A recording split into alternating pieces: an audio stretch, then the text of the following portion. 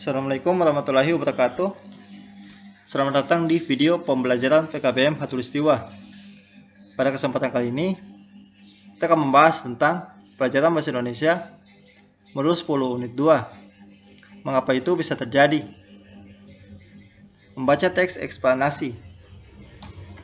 Pada unit 1, Anda telah mengidentifikasi isu pokok informasi dalam teks eksplanasi dan mengidentifikasi urutan kejadian dalam teks eksplanasi.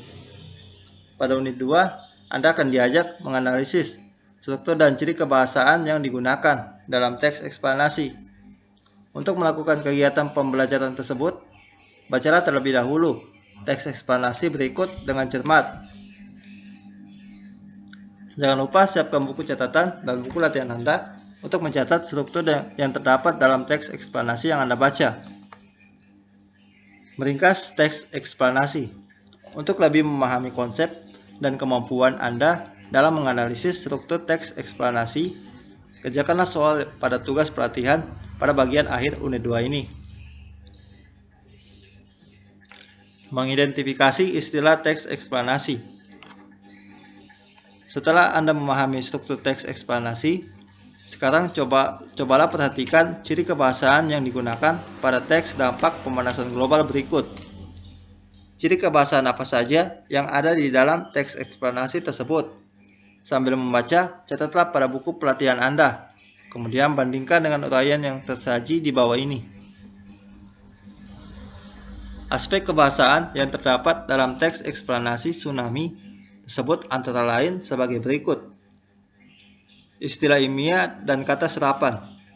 Istilah menurut Kamus Besar Bahasa Indonesia berarti kata atau gabungan kata yang dengan cermat mengungkapkan makna konsep, proses, keadaan, atau sifat khas di bidang tertentu.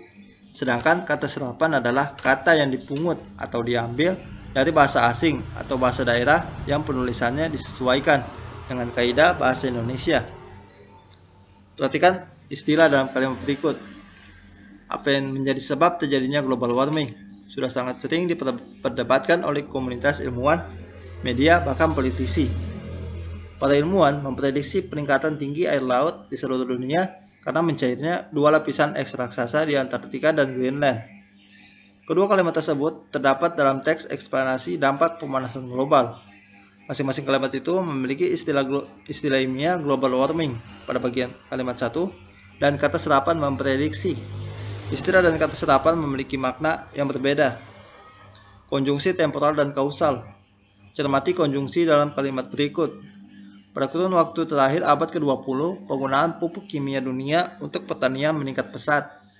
Kebanyakan pupuk kimia ini berbahan nitrogen oksida yang 300 kali lebih kuat dari karbon dioksida sebagai perangkap panas sehingga ikut memanaskan bumi.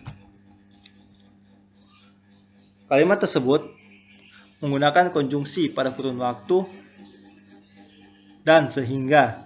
Konjungsi pada kurun waktu merupakan konjungsi yang menyatakan hubungan waktu atau temporal. Sedangkan konjungsi sehingga menunjukkan hubungan kausal sebab akibat. Dengan demikian, ciri atau aspek keabsahan teks eksplanasi ditandai dengan penggunaan konjungsi temporal, sebab dan akibat. Verba material dan relasional. Perhatikan kalimat berikut. Tetapi sayangnya kita masih saja terus memperbincangkan penyebab seputar global warming.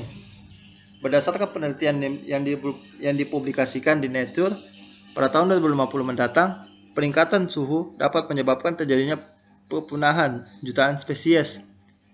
Kalimat pertama memiliki verba material memperbincangkan. Verba material ini merupakan verba yang menunjukkan perbuatan fisik atau peristiwa. Sedangkan kalimat kedua menggunakan verba relasional, menyebabkan yaitu kata kerja yang menunjukkan hubungan sebab akibat.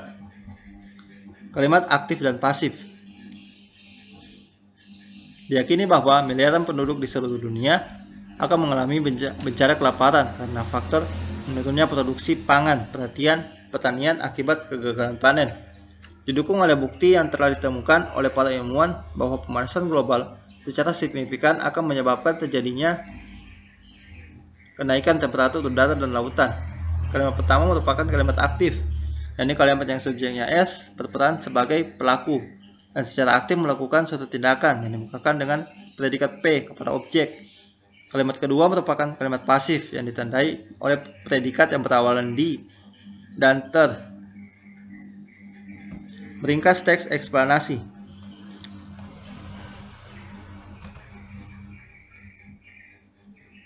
Pada pelajaran yang lalu, Anda telah mempelajari materi pelajaran tentang menyusun teks eksplanasi. Materi pembelajaran ini Anda akan diajak memproduksi teks eksplanasi. Yang dimaksud memproduksi di sini tidak berbeda dengan menyusun. Dengan demikian, cara memproduksi teks eksplanasi sama dengan cara menyusun teks eksplanasi.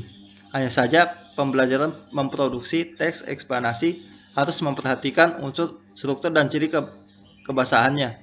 Di samping itu, juga harus memperhatikan bahasa dan ejaan bahasa Indonesia yang baik dan benar.